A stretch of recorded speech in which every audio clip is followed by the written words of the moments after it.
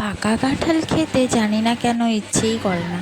Hello everyone, আমার একটা নতুন ভিডিওতে তোমাদের অনেক ওয়েলকাম। আজকে বানাচ্ছি পাকা কাঁঠাল দিয়ে কাঁঠালের বড়া, আর খেতে কিন্তু খুবই ভালো হয়েছিল।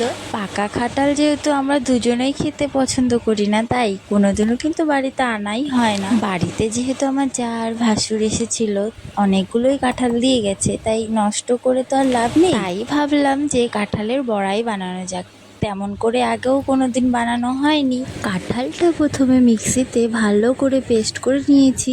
আটা, সুজি আর চিনি, লবণ দিয়ে ভালো করে ব্যাটারটা তৈরি করে নিয়েছি। কড়াই গরম করে তারপরে তেলটাকেও ভালো করে গরম করে নিয়ে বড়া ভাজতে বসিয়ে দিয়েছি। কিন্তু প্রথম একটু অসুবিধাই হচ্ছিল, এক একটা বড় হচ্ছে, এক একটা ছোট হচ্ছে, কারণ আগে কোনোদিন তো করিনি। প্রথমবার দেওয়া বড়াগুলো একটু বেশি বড় হয়ে গেছে। আর আমার ভিডিওগুলো তোমাদের কেমন লাগছে অবশ্যই জানিয়ে পাশে থেকো। টাটা।